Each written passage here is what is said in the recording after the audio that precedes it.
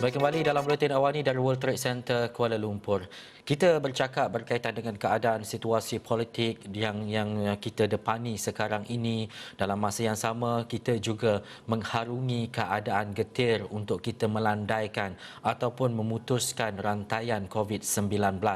Dan timbul pula isu berkaitan dengan darurat dan sebagainya. Tetapi dalam konteks ini, kita nak melihat kepada bagaimana perjalanan dalam kita memutuskan rantaian itu. Adakah ia melihat kepada kesinambungan yang baik, terutamanya melibatkan keseluruhan rakyat Malaysia secara khususnya. Bersama di Skype Profesor Madya Dr. Malina Osman, pakar kesihatan awam, Fakulti Perubatan dan Sains Kesihatan UPM. Terima kasih Doktor, sekali lagi bersama dengan Esro Awani. Doktor, kita nak melihat kepada ini corak dan juga jalannya. Sekiranya berlakunya darurat, tetapi adakah kita dapat melihat kepada landaian berkaitan dengan COVID-19 itu dapat diratakan ataupun dapat diputuskan?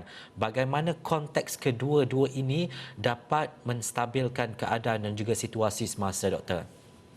Okey, sebelum saya komen ataupun bagi pandangan tentang isu yang kita hadapi sekarang, kemungkinan darurat yang akan dikuatkuasakan, kita lihat dulu pola taburan kes-kes COVID-19.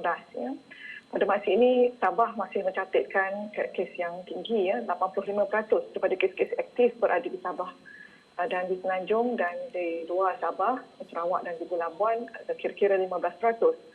Pola kes-kes aktif masih lagi dalam pola meningkat.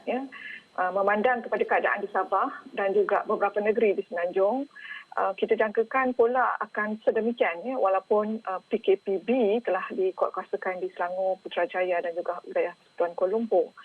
Sehubungan dengan itu, pada pandangan saya, apa yang sedang dilaksanakan oleh pentadbiran kerajaan adalah wajar.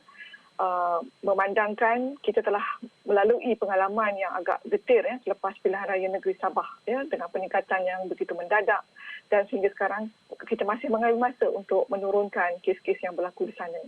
Jadi untuk mengekang sebarang potensi peribadkan yang mungkin terjadi sekiranya apa yang disebut dalam media pada waktu ini situasi gencatan politik, maksudnya untuk mengelakkan sebarang aktiviti-aktiviti yang bakal mengubah landscape politik negara, itu bagi saya adalah merupakan pendekatan yang baik bagi mengelakkan sebarang kesesakan yang tidak perlu dan juga perimpunan-perimpunan sosial.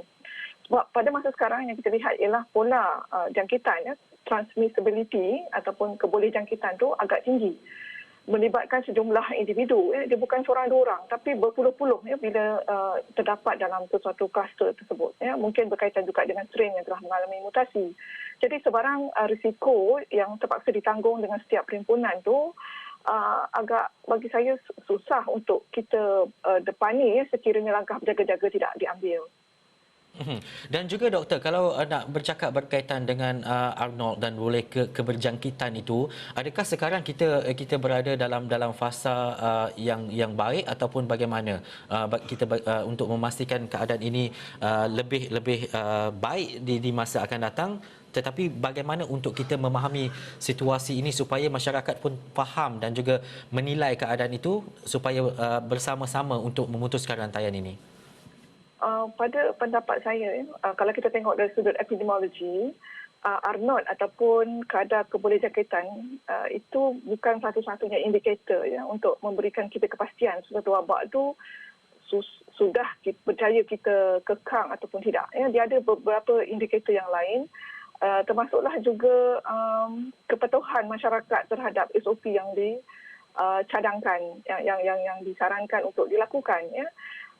Dalam masa yang sama, langkah-langkah pencegahan yang dilakukan oleh pihak Kementerian Kesihatan dan juga polisi-polisi yang telah dikuatkuasakan. Tapi yang penting sekarang ni ialah bagaimana masyarakat dapat menerima sesuatu arahan itu dan diterjemahkan dalam apa yang dilakukan sehari-hari. Ini yang saya maksudkan tentang SOP.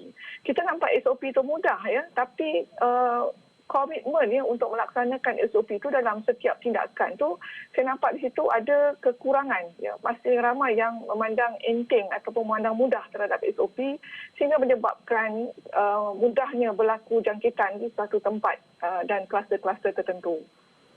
Dan Prof, mungkin secara ringkas, bila Prof cakap memandang enteng dan sebagainya, kadang-kadang kita mungkin sedar dalam tempoh sehari atau 2 hari je, hari ketiga, hari keempat selepas itu dah lupa dah berkaitan dengan SOP dan segala perkara. Secara tegas, apa yang boleh Prof katakan? Kita boleh lihat aspek ni dari dua pihak lah. Di pihak kerajaan memang ataupun makluman daripada media dari hari ke hari memang memperingatkan antara satu sama lain. Dalam masa yang sama kita juga ada isu-isu semasa yang perlu kita selesaikan. Tapi bila kita melihat konteks SOP ni, kita memang mengalami apa yang kita sebut bila kita sudah biasa dengan keadaan tersebut, ya, kita ada kadang-kadang kelekaan dalam melaksanakan sesuatu yang dicadangkan, ya, terutama dengan norma baru ya, berkaitan dengan jangkitan COVID-19 ni. Jadi untuk itu, bagi saya lah, yang penting sekarang ialah kita punya keinginan ataupun harapan yang kuat dalam jiwa kita ni untuk mengekang penularan dan juga mengelakkan diri dan keluarga kita dari dijangkiti. Jadi kita menganggap itu sebagai satu tanggungjawab. Dia bukan pilihan. So setiap orang perlu melakukan tanggungjawab masing-masing, di peringkat masing-masing, apa yang boleh dilakukan. Dan dalam masa yang sama, kita mengingatkan antara satu sama lain. Ya, saya bagi contoh tentang kluster di tempat kerja. Apa yang saya cerap ialah selalunya kadang-kadang di tempat kerja kita memandang mudah sebab kita rasa kawan kita tak mungkin dia ada COVID. Tapi siapa tahu ya. Baik. So dalam konteks itu perlulah dilihat dengan lebih serius. Baik, terima kasih Profesor Madya Dr. Malina Osman, Pakar Kesihatan Awam Fakulti Perubatan dan Sains Kesihatan Awam UPM.